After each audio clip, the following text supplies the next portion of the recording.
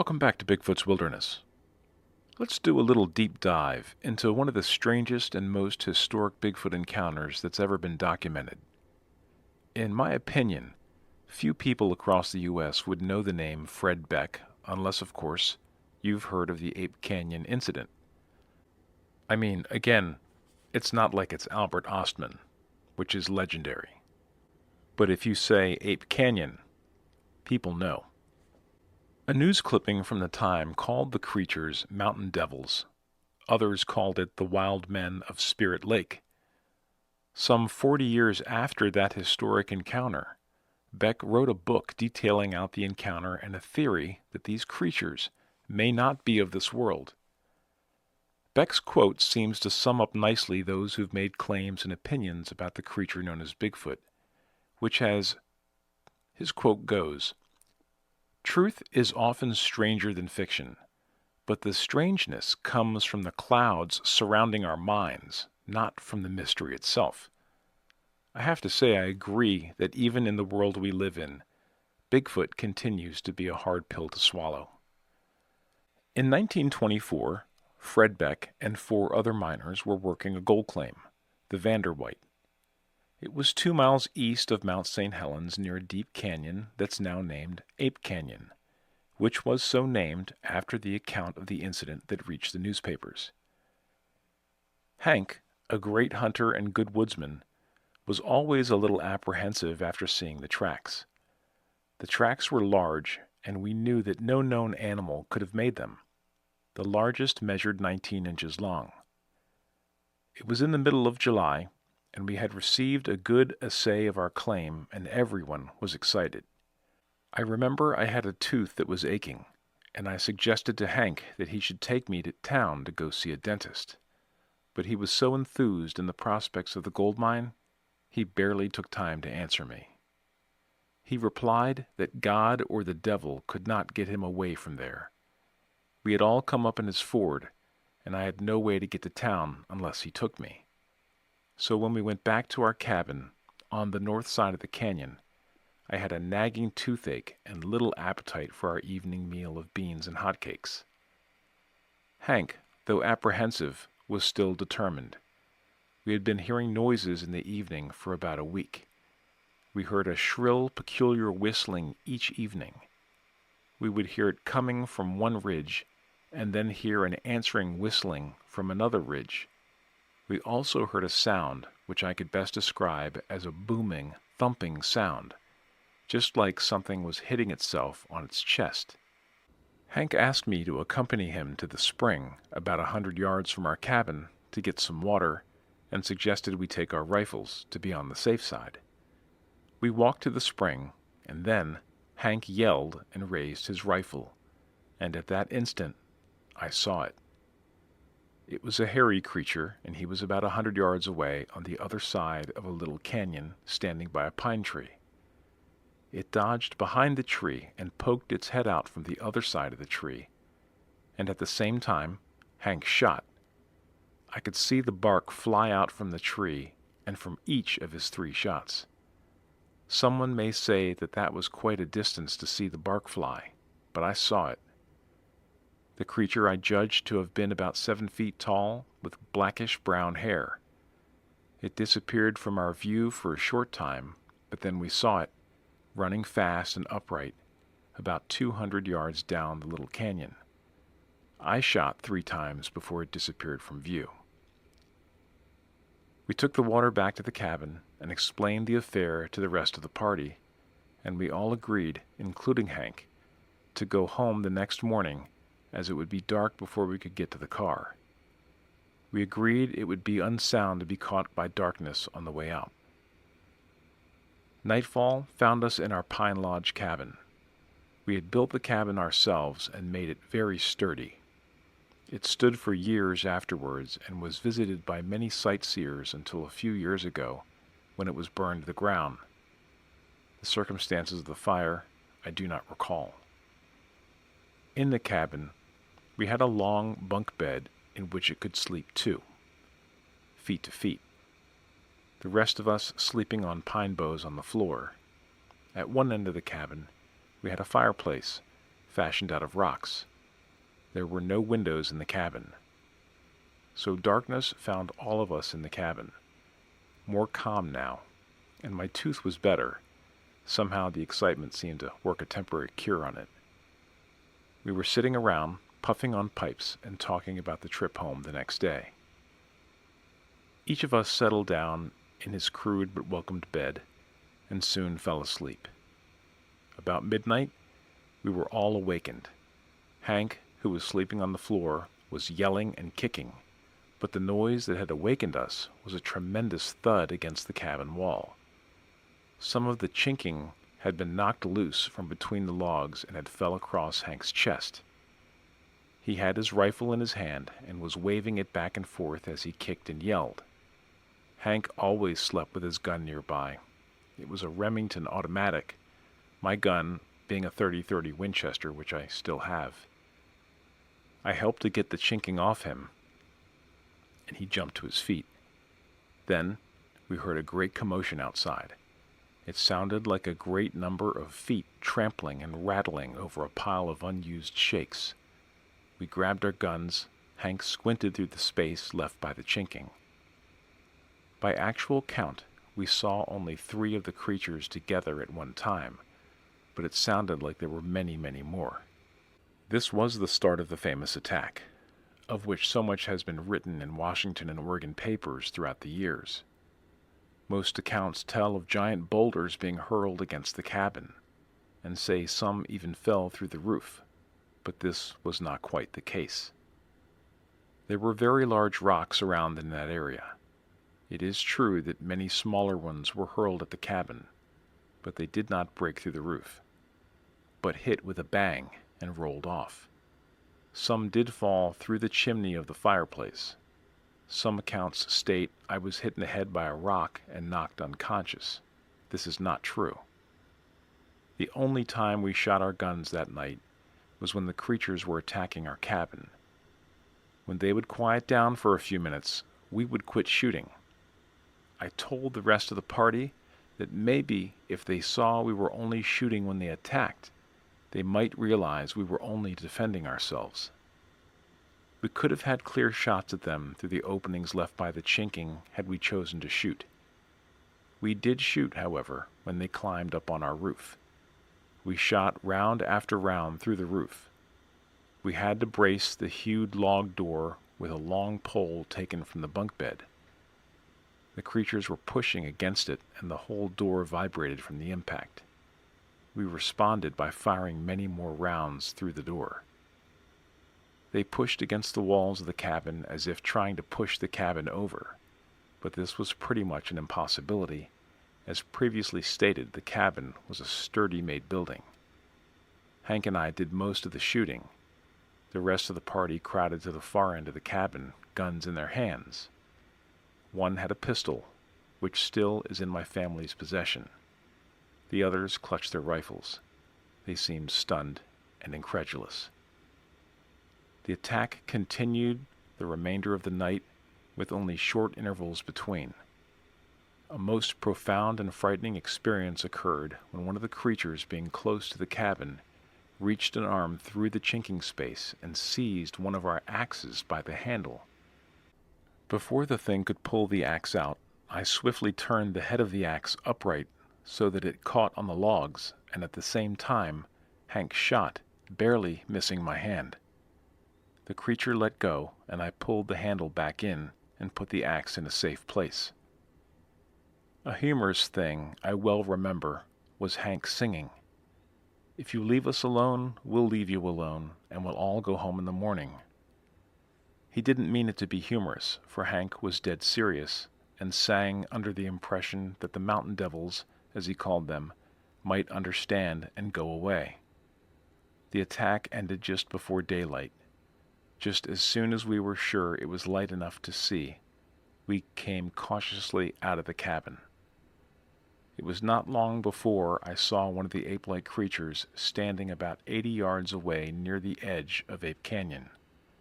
I shot 3 times, and it toppled over the cliff down into the gorge, some 400 feet below.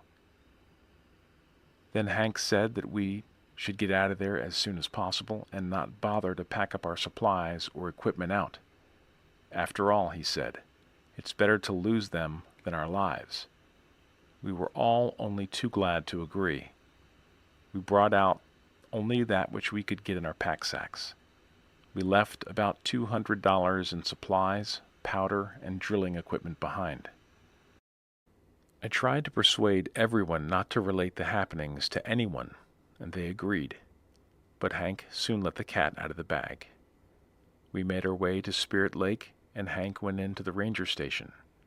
He had told the ranger earlier about the tracks, and the ranger had replied, "Let me know if you find out what they are." That was just what Hank did, to the puzzlement of the ranger. When we were back home in Kelso, Washington, he told some of his friends, and somehow the story leaked out to the papers, and the great hairy ape hunt of 1924 was on. Local reporters interviewed us. They came from Portland and Seattle. Even a big game hunter from England came asking questions, and he had a large gun with him that must have been an elephant gun. Many people flocked to the Mt.St.Helens area looking for the great hairy apes, or mountain devils.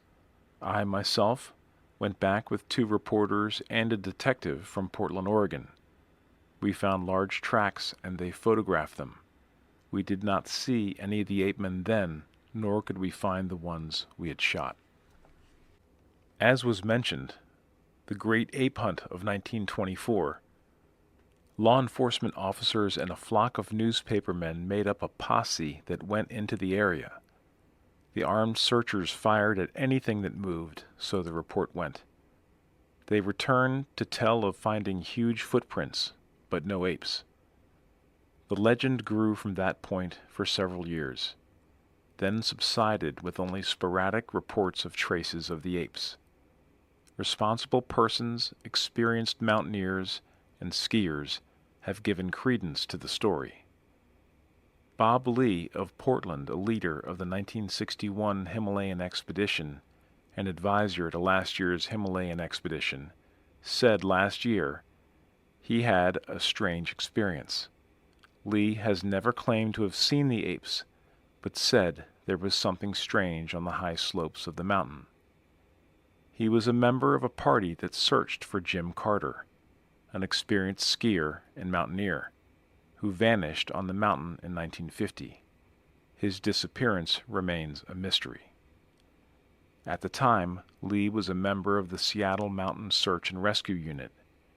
He described the search for Carter as the most eerie experience I ever had. He said that every time he was cut off from the rest of the research party, he felt that somebody was watching me. Carter, he said, had climbed the mountain with some companions on a warm, clear Sunday. He left the group to take a picture and said he would ski to the left of the group. He was never seen again. His tracks, however, indicated that he suddenly took off down the mountain in a wild, death-defying run that no experienced skier would make unless he was pursued, Lee said. The track went in the direction of Ape Canyon, but no trace of Carter or his equipment was found, although the area was combed for 2 weeks. Lee recalled stories of about 25 persons who claimed they had encountered the monsters during a 20-year period. The canyon named for the apes is a lonely, ominous spot in a wild area. It extends to a point near Ape Cave, thought to be the longest unitary lava tube in the world. There have been many reports of footprints in the area.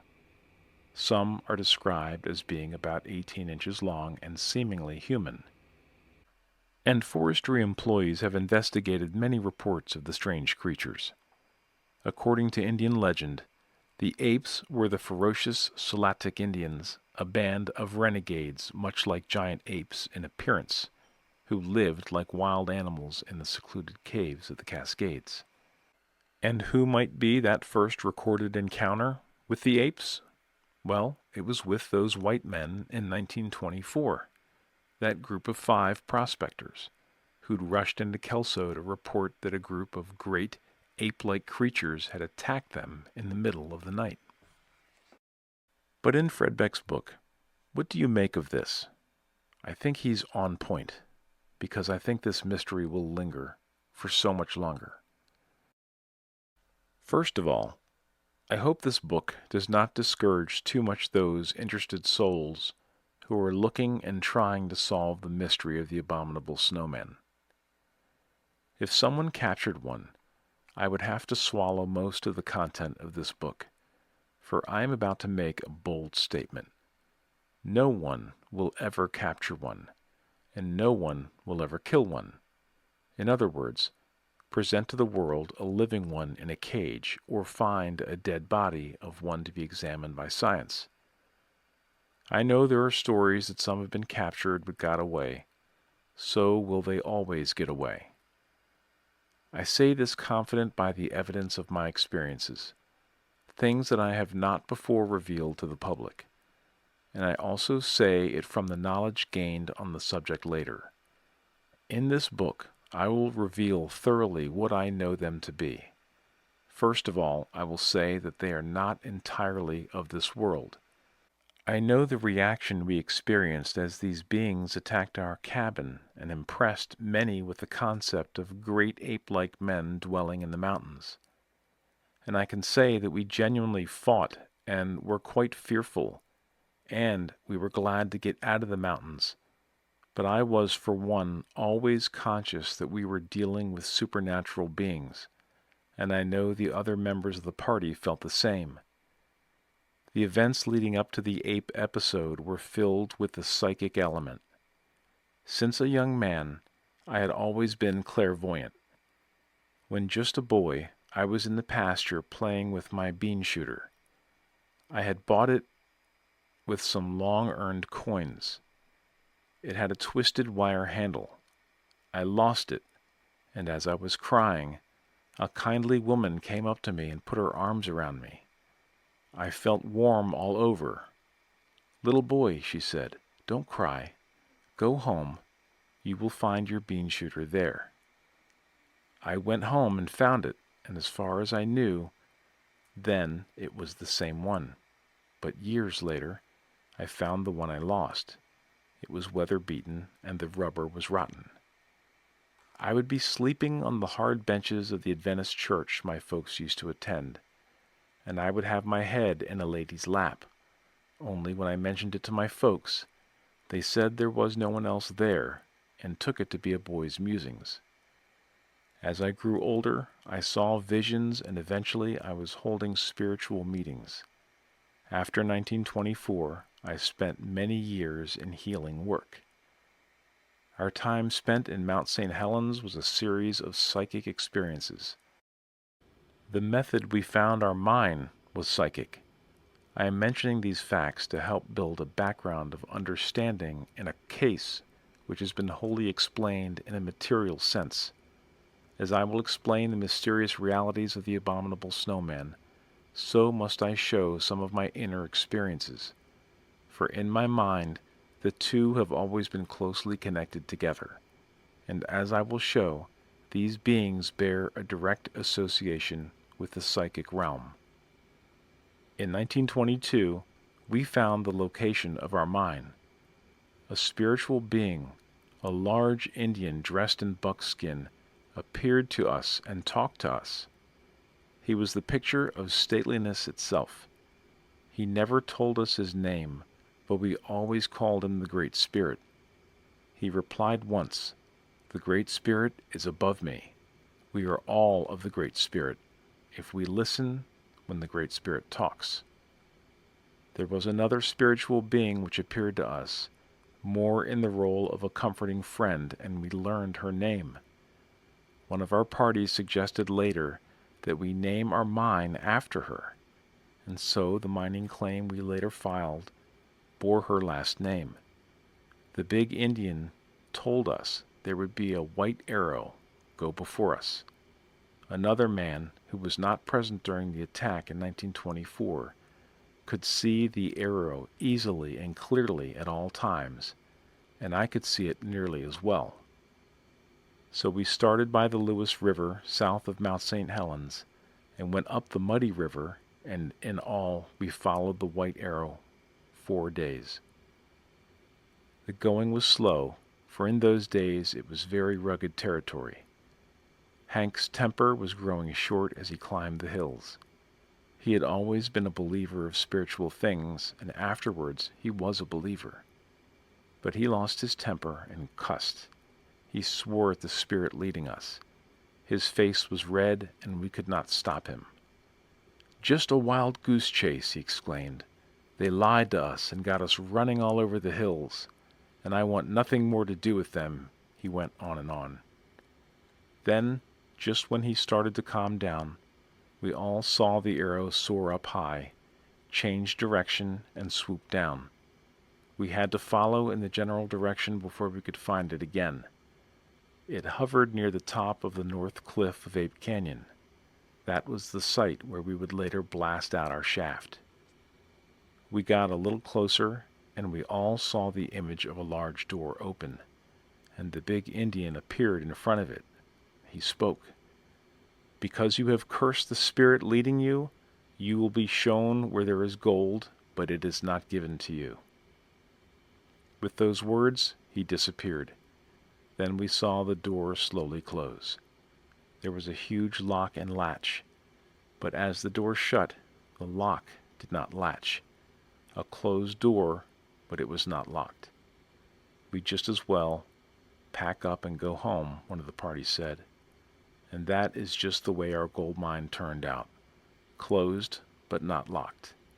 We worked that mine for 2 years, and one assay showed well over $2,000 a ton. But as it turned out, what we had actually done was cut the leaders. There is a pocket of gold in that cliff if someone is fortunate enough to find it. We gave up looking for it. And there you go, folks, a little taste of Fred Beck's book and the awesome encounter of Ape Canyon.